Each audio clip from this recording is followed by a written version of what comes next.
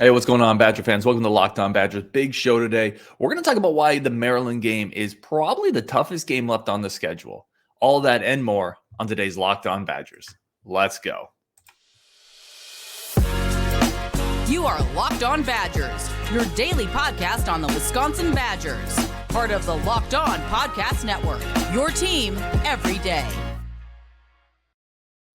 Hey, what's going on, Badger fans? Welcome to Locked On Badgers. I'm your host, Ryan Herrings. This is your team every single day, and I greatly appreciate everybody tuning in. If you're finding us on YouTube, on the pod, whatever it is, I really appreciate y'all. Today's show is brought to you by our good friends at Underdog Fantasy. Sign up on UnderdogFantasy.com with the promo code Locked On, and you get your first deposit doubled up to $100. And let's get right into it. Game week, it's been a minute. I have missed Badger football coming off the bye week. We have Maryland coming up this weekend, and this is a big-time game, a really big game in Madison. And for those who haven't watched Maryland play this year, haven't been able to watch a lot of them over in the Big Ten East. And again, a team that we don't usually pay that much attention to, kind of in like the Rutgers vein and, it's just kind of a whatever team, even Indiana football, those kind of programs we don't really tend to spend a lot of time on. But Maryland's having a very good year. Again, if you've just been kind of watching Wisconsin, you haven't really been following the rest of the conference. Maryland's 6-2. They've had, in really by every sense, a better season this year than Wisconsin. And their two losses, you're talking about a 3-point loss to Purdue. Purdue's good this year. I mean, they're solid. They lost by 3 to Purdue in a game that, quite frankly, they probably should have won if you watched it. And then they lost by 6 to Michigan in the Big House. That was a road game. Now, that game wasn't quite as close as the final score indicated. Maryland scored a touchdown with like 50 seconds left. I watched that game. I went back in preparation for this one and watched that game. But they still were there. They weren't outclassed by Michigan in Ann Arbor, so they showed out well. This is definitely a team that Wisconsin needs to take very seriously coming out of a bye week, much like Wisconsin also coming out of a bye week. And it's a game that's going to be close. It's a team that two teams that statistically in offensive efficiency, in rushing offense, rushing defense, in a lot of ways have been very similar this year, but Maryland's been a little bit better. So let's start here. Again, Maryland 6-2, coming off 2 straight wins, coming off of a bye week, a really good offense. This is going to be the best offense Wisconsin has to face the rest of the way. Okay, averaging 34 points per game. That is third in the Big Ten Conference, led by Taula Tagovailoa. I'm going to try to continue to pronounce that name correctly, but he's really good. He's a really good quarterback, 4th in the Big Ten in passer rating. He's completed 72% of his throws this year, 13-5 touchdown interception ratio. I mean, statistically, he's almost as good as Graham Mertz. Right, let that sink in. No, but like he's had more volume too. He's had a bigger load to shoulder than Mertz. They throw the ball more than Wisconsin. He's a dynamic player outside the tackles. He is a true dual threat quarterback. He's not blistering fast. Like he's not a guy who is going to get on the edge and break off 50, 60-yard runs, but he's fast. He's very agile. He's quick. He extends plays in the pocket. He's very similar, for those of you who have played Madden, NCAA football, those gamers that get the quarterback, they just kind of keep dropping back in the pocket, right, to create a little bit more time. And then they throw these passes at the end, take deep shots that you can never quite corral. He's very similar to that. He buys a ton of time in the pocket. Okay, he'll retreat 5-6 yards, get around a linebacker, come back up in towards the line of scrimmage, and then fire or take a deep shot, take a deep attempt on a 50, 40-yard post pattern or a deep out. He's difficult to bring down, extends plays. He's tough. He will scramble for extra yardage, but he does a great job of keeping his eyes downfield. He's looking to make the big play instead of the 15-yard scramble. And it makes it tough. Now, what they do offensively also kind of augments that. There's a lot of eye candy, a lot of shotgun, RPO, 2 running backs, guys in motion. They do a really good job of getting looks for him, of scheming defenses into spots they don't want to be in. There's plays when you watch them, they'll put both running backs in the backfield, motion them both out, and they'll both go down the sidelines, wheel routes on both sides of the field. They slip the tight end into the seam a lot. We saw that give Wisconsin trouble against Purdue. They throw a lot of smoke screens, get it out to receivers quickly, and then a couple plays later, they'll run that play where they fake the smoke screen and they try to take a deep shot. They do some really interesting option stuff, right? They'll run an option with Taula, not Tua, They'll run an option to the left or right and then kind of pitch it into the middle when they get the defense shifting. So there's a lot of eye candy. This is going to be a very difficult game for the front seven with eye discipline, keeping their focus. The safeties are going to have to play a big role, and tackling, right? Tackling is going to be a huge key in this game for Wisconsin, and a Wisconsin defense that, quite frankly, has struggled tackling this year. Maryland puts dudes in space. They spread it out. You're going to see a lot of shotgun, first down, second down. It doesn't matter. They go shotgun, they spread you out, and they put their guys on islands against your guys. And, the Alexander Smiths, the Hunter Wohlers, the Torchios, those dudes got to make tackles this game. Kamoe Latu, we've seen inconsistency there, I think is very fair from the Badgers defense. So this is a game where the tackling has to show up. You look at some of the other players on Maryland. The guy I want to highlight is their freshman running back. Roman Hemby has been really good this year, especially lately. He's really been coming on, and it gives them, I mentioned kind of right away, this isn't a Maryland team from an offensive standpoint that is running the ball. There's balance there. Hemby's averaging over 6 yards per carry, and he gives them something where that RPO action, putting him in the backfield and shotgun. Now you actually have to honor that. It's not an automatic pass at all. They're throwing the ball 52% of the time, which means they are going to that running game, and Hemby's been rewarding them. So, defensively, it's going to take everybody on the Badgers. It's going to take the front seven, the defensive line containing the run game. They're going to have to contain the edges against Tagovailoa, not let them get outside. And the cornerbacks and the safeties are going to have to tackle really, really, really well against this team because they can score points. They can put up numbers in a hurry. And there's a reason they're third in the conference in scoring. So I think this is the toughest. I mentioned it in the jump. I think this is the toughest game left on the schedule for Wisconsin, which seems weird, right? Because, listen, it's not going to be Nebraska. But your other two are a Minnesota team that beat you last year. And quite frankly, the last 4 years under Fleck has given Wisconsin trouble. And then you're going to Kinnick. You got to play at Iowa in a traditional game that's always given Wisconsin some issues. Even though Wisconsin's really gotten the best of Iowa, those games are never easy. But quite frankly, I think Iowa's offense is so prehistoric that Wisconsin's going to win that game in Kinnick. I don't think they present the challenges that they normally would. And then I think that Minnesota game, that's a tough game. And by the way, none of these games are layups. Don't get me wrong. Wisconsin could lose every one of these games. But that Minnesota game, I think Wisconsin's going to be so jazzed up. That revenge factor, I think, really does matter in that rivalry. Not in all games, but in this particular game, seeing the other team take the axe, I think matters. Having it in Madison matters. I think that'll be, another 4 games into Jim Leonhard's tenure. Things will be even more settled. I think it's this game right here because Maryland is playing really well, and they're a play away from being 7-1. They're a couple plays away from being 7-1 with a close loss to Michigan. So make no mistake, this is a very tough game. I'm excited for it. Both teams coming off a bye. Some interesting things again. I talked about the similarities between these two programs. Points per play, Wisconsin's averaging 0.48, Maryland's averaging 0.47. Offensive efficiency is very close between the two of them. They're both about the same in third down conversions. Here's another interesting one. Maryland and Wisconsin lead the Big Ten in red zone touchdown conversion rate. So both of these programs are exceptional when they get into the red zone at scoring touchdowns, both over 80%. That's 1 and 2 in the Big Ten. So who's going to get the red zone stops in this game, I think, is a big deal. Both teams are accustomed to scoring touchdowns when they get down there on this season. And it's going to be a tough game. We're going to talk a little bit more in the next segment about what I think will happen. We're also going to talk a little bit about this is going to be a wet and a windy weekend in Madison. Who does that favor the most in this game? The answer might surprise you. That's coming up next on Locked On Badgers. But first, today's show is brought to you by our good friends at Underdog Fantasy. Underdog Fantasy is the easiest way to spice up your college football season, college football weekend. Simple to play, easy to get set up. Their help forums and their support staff is phenomenal on the site. There's a reason we use it at Locked On. And it's the easiest way, like I said, to spice up your college football weekend. You don't have to wait an entire year for payouts. You can get it right after your weekend.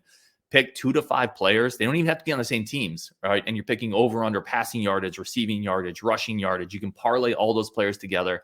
It is a lot of fun. And it's something I talk about Mike a lot, who's on the Discord. He's always throwing his underdog picks up there, and he's really good at it, by the way. It's a lot of fun. Easy way to play some fantasy sports, spice up your weekend, but not have it consume your entire time. You can still watch your games and be invested while you're playing this. It is a great, great setup. And we have an awesome offer for you. Sign up with the promo code LOCKEDON. That's one word. Underdog will double your deposit up to $100. Go to underdogfantasy.com, find the Underdog Fantasy app in the App Store, Google Play Store, deposit $100, get $100 for free. That's Underdog Fantasy, promo code Locked On. Get in on the college football pick'em action today. Thank you for making Locked On Badgers your first listen every single day, your team every day. So excited that you're here. When you're done here, go check out Locked On Sports today. From the games that matter the most to the biggest stories in sports, go beyond the scoreboard, behind the scenes, local experts, and insight only Locked On can provide. Locked On Sports today, available on this app, YouTube, and wherever you get your podcasts. All right, let's keep going. We got more Wisconsin, Maryland to talk about. I want to start here. It is going to be the forecast calls for a typical nasty fall weekend, right? Where you get wind, you get rain, it's going to be wet. There's talking 20 to 30 mile an hour gusts, maybe up to 40 miles an hour. There's going to be rain all morning. The rain, I think, is supposed to taper off a little bit as the game is going on. But this is not going to be an ideal game to throw the ball, to kick the ball. Turnovers could go up. Penalties could go up. It could get sloppy. Who does that favor? Now, traditionally, it's Wisconsin, right? It's 100% Wisconsin because of the running game, the offensive line, the defense, the under-reliance historically on that passing game. But it's a little interesting here. So, again, we talked about some of the similarities between these two teams. Statistically, Maryland's actually been the more successful rushing team this year. They're sixth in the Big Ten in yards per carry. Wisconsin's seventh. And they are, defensively, they're sixth in rushing yards allowed, Wisconsin seventh. And offensively, they're fourth in the conference in yards per carry. Wisconsin is sixth. So they've stopped the run a little bit better, and they've ran the ball a little bit better than Wisconsin this year, which, again, traditionally is certainly not the case. And, so that would look like it would favor Wisconsin here. But the thing you have to remember with how these teams are set up is Maryland, throws the ball 52% of the time. Wisconsin throws it 43% of the time. So Wisconsin has a lot more volume on the run game. Even this year where they've turned to Mertz more and they've unleashed the offense more, they still rely on that sledgehammer running game more than Maryland. So, Maryland uses the running game almost as a bit of a changeup to the passing game to Tagovailoa. And because of that, this weather is going to impact them a little bit more, I think. They really rely on those deep shots to Taula. I keep saying Tua. I know it's Taula. They keep relying on those deep shots. They really need that passing game to kind of set up their running game. Their running game comes in advantageous situations where they have a defense spread out and they're able to hit some plays. Wisconsin's really, it's the other way, right? Wisconsin runs even this year, much to our chagrin at times, but they run into stacked boxes and they do have a consistency to it that I think lends itself better to this weather. Whereas, it's going to be tough for Maryland to throw the ball, and I don't think they're equipped to really lean on the rushing game to take up that slack. So I think from that standpoint, even though when you look at the numbers, you say, the bad weather and leaning on a running game might actually favor Maryland because of the way the offenses are structured and because of how they use the passing attack to really open up the running attack. If they can't throw really well because of the weather, if that impacts them, I think it's also going to drag their running attack down. So I think the weather favors Wisconsin if it is wet, if it's windy. The other thing to keep in mind, they have a pretty good kicker, right? And that's certainly not been Wisconsin's strength really the last couple of years, but their kicker is pretty solid. 10 of 14 this year, 19 to 22 last year on field goals. So that's an element that the weather really may level out a little bit if it impacts their kicking game, if it makes it a little harder for them to hit those deep shots that they want to hit, then suddenly that offense that's averaging 34 points a game for them, maybe it drags down a little bit. So yeah, I think weather is going to be interesting to see just how bad it is. I do think it impacts Maryland slightly more than Wisconsin, but I don't think it's dramatic, right? I think it gives maybe Wisconsin a tick here. But keep in mind, Wisconsin's passing attack has been pretty good this year. Mertz statistically is a top 4, top 3 quarterback in the Big Ten. So maybe that evens it out a little bit. I still don't think that just the DNA of the teams, Wisconsin is still better equipped in a bad, ugly game if they have to just lean on the rushing attack, where that might throw Maryland's offensive rhythm out of whack just a little bit. So that's that, like I said. And here's the other thing too, though, to keep in mind. So stats are important, but stats all have context, right? Maryland hasn't faced a ton of really good rushing teams this year. Statistically, the rushing defense has been pretty solid, but when Michigan, when they played Michigan, Michigan got it going. Northwestern ran for 215 yards against them. So in the couple times Maryland's rush defense has been tested, it hasn't been great. And that's something just to follow in the back of your head. Statistically, maybe they've been better just because they haven't been tested. All right, so that's that. That's the weather factor. I want to talk a little bit about injuries and the guys Wisconsin's getting back. Hunter Wohler, let's go. Right, everybody remembers the hype preseason. Hunter Wohler, the next great safety at Wisconsin. Obviously, early injuries, been out since then. Coming off the bye week, he's healthy. He's ready to get integrated back into the system. This is a guy that had a huge fall camp. That's Jim Leonhard's words. You can tell Jim's excited to get him back on the field. But in the interim, we've also seen John Torchio become one of the best safeties in the Big Ten. Kamoi Latu become a bit of an enforcer. So now you have this really interesting 3 safety mix that you can use with Wohler, Latu, and Torchio. It's going to be very, very fascinating to see how Jim Leonhard deploys that, how much Wohler plays. Like, is he ready for a full workload? Or are you going to see a lot more 3 safety looks, maybe more of a Latu or Hunter Wohler near the line of scrimmage to take away some of that RPO action, some of those tight end seam routes that Maryland likes to run, some of the, Tagovailoa option runs, getting out on the perimeter. Maybe you have a safety like Hunter Wohler kind of spying in those situations. It gives you more versatility. And it's also just exciting to see, right? This was a 4-star in-state kid, played as a freshman. Everyone was hyped for this year. It's going to be really exciting to see him get back in the rhythm, right? So that's a big one to get back. Wisconsin's looking about as healthy as it has in a long time. Still no Ches Malusi, which is a bummer. But Chase Wolf is off the injury report, which I find interesting. Riley Mahlman, who did get some reps back in Purdue, is back kind of full swing. Hayden Rucci's back to help out that tight end group. So Wisconsin's getting healthier. All right, so I just had a power outage, and I think everything came back. I don't know exactly where I was when the power went out, but I was wrapping up the injury report. How are they going to use the 3 safeties coming back together? Getting Hayden Rucci back at the tackle spot, I think, is a big deal for a spot that had just had so many injury issues really the last several years. And then I'm interested to see how they're going to manage the tackle rotations, right? With Trey Wettig, but Riley Mahlman getting full back into it. So good news for the Badgers on that front. By the way, the game right now, the line has Wisconsin minus 4.5. I'm going to take Wisconsin to cover. I don't feel great about it. And if the weather was perfect, I think I would take Maryland to cover. But I think in a nasty game, I see Wisconsin winning like a 23-20 game. It's going to be low scoring. I don't think the over is going to hit. The over is about 50.5. I think with the weather, I think both teams are going to run the ball more. There's going to be less deep shots. So I'm going to take the under. I'm going to take Wisconsin to cover. But this is a tough one. This is not a gimme game. This is a good Maryland team. It's going to be interesting, by the way, something I didn't mention. Tagovailoa coming off an MCL sprain a couple weeks ago, didn't play against Northwestern. He's had a couple weeks to get back, but, and he's going to be playing. But if he's limited, if that's still impacting him, that's going to be a big deal for a Badgers pass rush that hasn't really been able to get home this year as much as they should.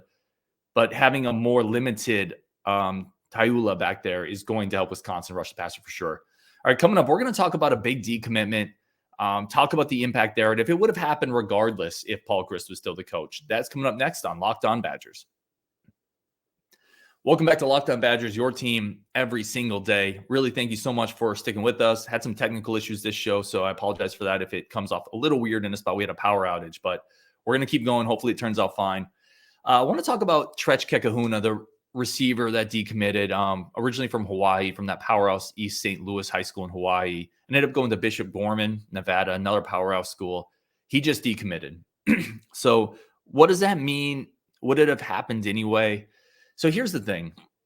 It's important to remember that even programs that don't have coaching changes suffer decommits, right? To have none of them, even with a solid coaching situation, is kind of odd in today's era of college football. And then to lose your head coach, to have a lot of uncertainty with just having an interim coach and not really, at least publicly, making the plan known.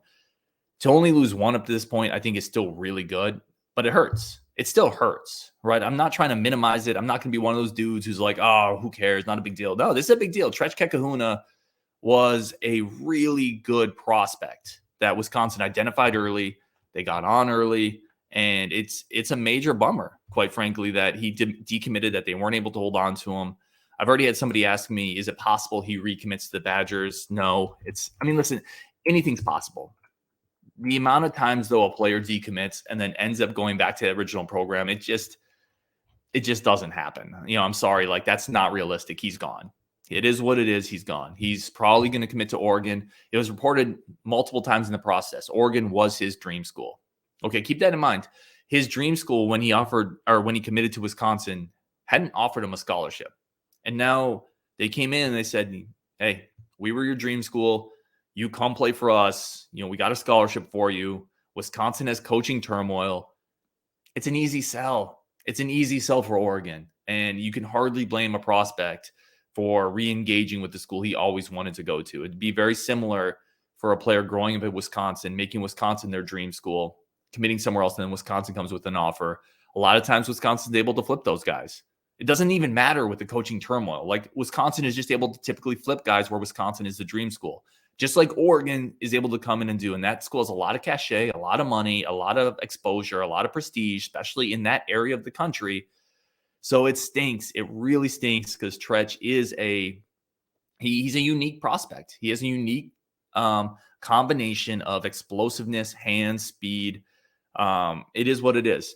It stinks, but it's also not the end of the world. I also want to say another feather in the cap of Alvis Whitted, right? Which sounds weird to say, Badgers receivers coach Alvis Whitted, which seems weird to say right after a guy decommitted. But this is a guy, Wisconsin, again, was on early. You look back at what Alvis Whitted has done the last couple of years. You look at the development of the young receivers in the program, right? This year's cycle, he was in on Colin Dixon, who has since blown up, had a monster season, right? We get on Trech Kekahuna early, who blew up, monster season. This all screams player evaluation, finding guys early, knowing what you're looking for, having a good eye for talent. You look at last year's cycle. I really like the group we brought in. Vinny Anthony, it was just a monster big play receiver. Every time he touched the field in high school, is already seeing the field for Wisconsin this year in his true freshman season, right? You looked at a guy like Tommy McIntosh, who's a 6'5" kid who brings something unique to the field. Chris Brooks, who's built like a brick wall, right? And you look at the previous season, a guy like Skylar Bell, not a highly ranked prospect, went to out east to get him and already paying dividends. He's already been developed. There's a lot to like here with Alvis Whitted, and it's probably somebody that I would assume would stay on this staff going forward. So, yeah, definitely want to hit on Trech Kekahuna decommitting. It is a bummer. It does stink. It probably would have happened even if Paul Chryst was the head coach and Oregon came calling. Just keep that in mind, right? It probably would have happened anyway. Doesn't diminish the loss. It is what it is. But I would also say we're in very good hands going forward with Alvis Whitted as the receivers coach. So appreciate everybody tuning in today. That's the show. We will go live after the Maryland game like we always do. Really looking forward to the live reaction show. I look forward to a really good game. I think Wisconsin wins, but it's not going to be an easy one. So, yeah, good luck to everybody this weekend. Hope to talk to you soon on Wisconsin. When you're done here, go check out Locked On Sports Today. All the biggest news stories of the day recapped in one show. Only Locked On can do it. With that, on Wisconsin, and I'll talk to you all tomorrow.